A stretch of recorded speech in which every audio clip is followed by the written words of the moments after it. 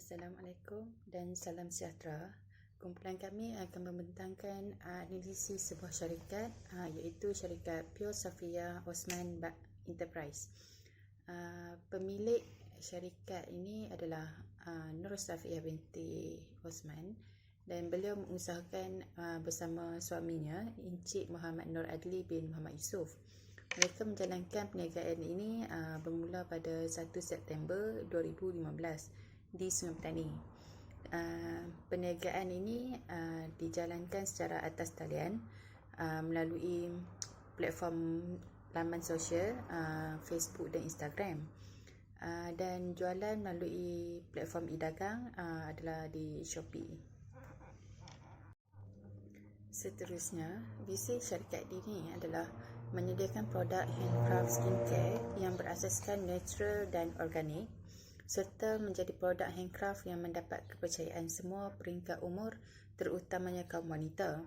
Dengan kepercayaan yang diberikan oleh golongan sasaran, PSO akan memberikan kepuasan layanan dan keyakinan sebenar kepada produk yang PSO hasilkan.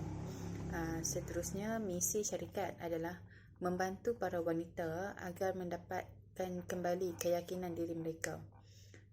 PSO sentiasa memberikan pendidikan, memberikan tips, panduan, layanan yang baik agar semua pengguna produk PSO akan terus menggunakan produk tersebut. Seterusnya, syarikat ini menghasilkan 15 jenis produk yang terdiri daripada 3 jenis produk body scrub, lip scrub dan foot soap. Dan produk-produk ini adalah tanpa barang terlarang, bahan kimia serta pengawet. Dia menggunakan bahan-bahan yang neutral, yang organik. Seterusnya, permasalahan. Terdapat 4 permasalahan yang dianalisis. Yang pertama, kualiti ketahanan produk. Kedua, masalah kualiti mesin adunan air serum. Ketiga, kekangan kawalan kualiti pembungkusan produk. Dan yang keempat, kualiti botol dan stiker tidak memuaskan dari pembekal.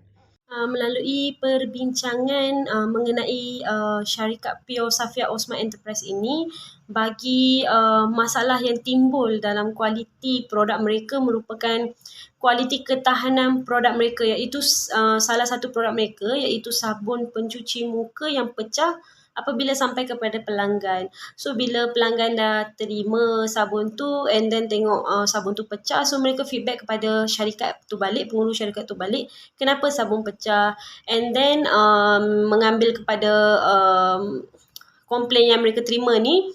So pengurus mereka telah berbincang dengan syarikat balik dan telah membuat penambahbaikan supaya produk sabun pencuci mereka itu tidak pecah pada masa hadapan, dan mereka juga telah membuat refund ataupun replacement balik kepada pelanggan yang komplain mengenai produk tersebut. Seterusnya, permintaan pelanggan yang tinggi ni dia menyebabkan kekurangan masa untuk menghasilkan produk yang berkualiti. Disebabkan perkara ini melalui apa yang kami bincang bersama dengan pengurus produk tersebut, syarikat tersebut, mereka memberitahu akan ada sesebuah masa di mana mereka akan menerima tempahan yang banyak. So pada masa itu macam akan jadi rushing untuk mereka menyiapkan kuantiti produk yang diterima oleh mereka. Disebabkan itu, kualiti produk macam sabun pencuci muka tu akan mempunyai masalah. Seterusnya, masalah dalam kualiti mesin adunan air serum mereka tersebut. So mesin tu baru berusia dalam 6 bulan dan telah memberikan masalah di mana berlakunya pembocoran minyak. So macam mana boleh detect kenapa berlakunya pembocoran ni? So dalam kuantiti air serum tersebut sepatutnya maybe kena ada 10 ml, and then bila produk dihasilkan hanya ada 6 ml. So bila mereka check balik, tengoknya rupanya mesin rosak. So pada masa itu, produk yang dikeluarkan dalam kuantiti yang sikit ni dia tidak mencapai kepada kecapaian sebotol air serum yang dikehendaki. So selepas itu, pengurus telah mengambil langkah bagi menukar mesin tersebut kepada mesin yang lebih berkualiti agar masalah ini tidak timbul pada masa hadapan. yang ketiga, kekangan kawalan kualiti pembungkusan produk. So, mengambil kira kepada perbincangan yang kami telah bincangkan, botol yang dibekalkan oleh pembekal adalah tidak berkualiti. Sometimes mereka terima botol yang kemik, yang rosak. So, bahagian marketing iaitu pengurus Pure Safia sendiri akan cek kualiti produk yang diterima daripada pembekal. So, produk yang di dalam botol tu dia menjadi tidak melekat dan juga menjadi cair apabila sampai kepada pelanggan. Ia juga menjadi salah satu masalah di mana pelanggan akan membuat komplain. So, kita akan, syarikat ini akan refund ataupun replace balik produk tersebut.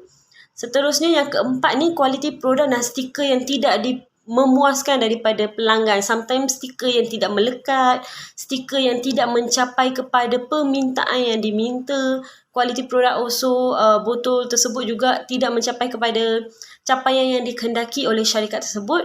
Maka penerimaan barangan dari pembekal yang rosak ataupun pecah akan diperiksa dan dikembalikan balik kepada pembekal. So, mereka akan melakukan pemeriksaan terhadap barang yang diterima untuk memastikan kualiti produk tersebut agar bila mereka postkan atau mereka menjual kepada pelanggan, maka produk tersebut adalah produk yang berkualiti, bukan sebaliknya. Seterusnya, analisis masalah menggunakan alat kualiti asas di mana pendekatan stop it dilakukan. Pendekatan ini adalah untuk mengelakkan masalah yang akan berlaku di masa hadapan.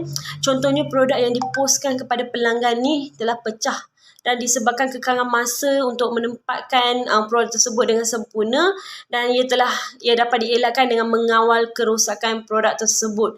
So, pengurus syarikat bagi Pure Safia ni, mereka telah mencuba pelbagai cara untuk mengelakkan masalah apabila mereka menghasilkan produk dalam syarikat mereka agar bila sampai kepada pelanggan ni, so pelanggan tidak membuat sebarang aduan. Yang kedua adalah menghapuskan masalah. Menghapuskan masalah ni adalah PSO telah mengambil inisiatif untuk menghapuskan mesin sedia ada dengan menggantikan dengan mesin logam sepenuhnya. Okey, menghapuskan masalah ni seperti mesin yang menghasilkan ais sirum tadi ni, mereka telah mengambil inisiatif dengan menukar mesin tersebut kepada mesin logam agar tidak akan ada masalah seperti kebocoran yang berlaku sebelum ini. Yang ketiga adalah mengurangkan masalah. Mengurangkan masalah ini dengan contohnya memulakan botol dan stiker yang ada masalah semasa kita tengah buat quality control, quality checking semasa pembekal menghantar barangan mereka ni. Selain itu, mereka juga membuat penilaian dan pemantauan sebelum menghantar kepada pihak PSO. Maka dengan adanya cara-cara ini, kita boleh mengelakkan daripada menghantar produk yang bermasalah kepada pelanggan. Bila perkara ini dielakkan, syarikat Pure Safia ni akan mampu mencapai kualiti yang baik daripada produk yang mereka hasilkan tersebut. Selamat sejahtera doktor, nama saya Mahdi Umtas.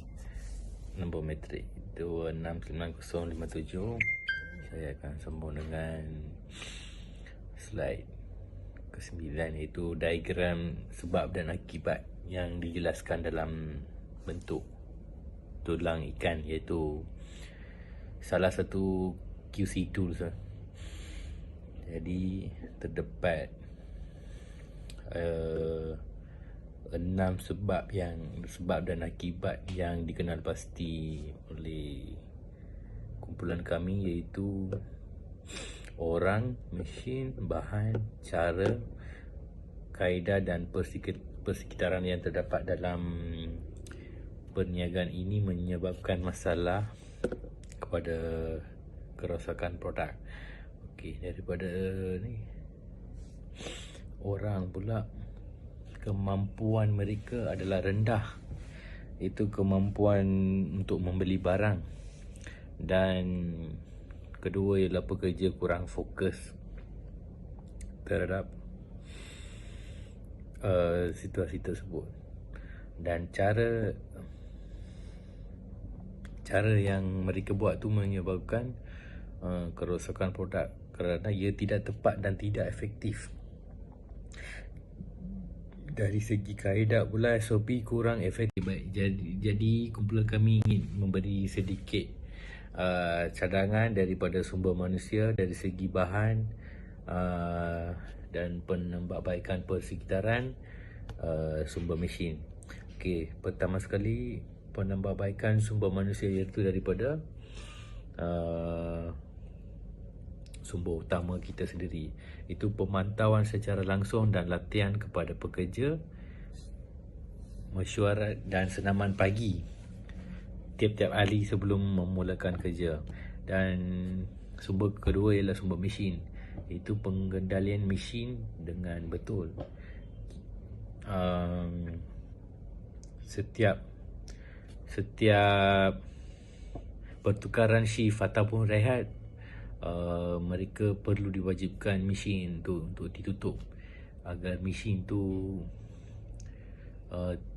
komponen dia tidak rosak, dan membuat jadual penyelenggaran. Pada pandangan kami, paling kurang 6 bulan sekali tu penyelenggaran mesin tu mesti dilakukan oleh technician. Okey, daripada persekitaran, mereka boleh mencuba untuk menerapkan amalan kerja 5S. Itu sisir, susun, sapu. Okey, terdapat 7 peringkat dalam proses penambahbaikan dalam sebuah isu yang dihadapi. So, nombor 1 ialah menentukan matlamat penambahbaikan yang akan dijalankan. Dan nombor 2 pula menentukan kaedah pelaksanaannya. Jadi lepas kita dah set matlamat, lepas tu kita nak set kaedah untuk menyelesaikan dalam proses penambahbaikan.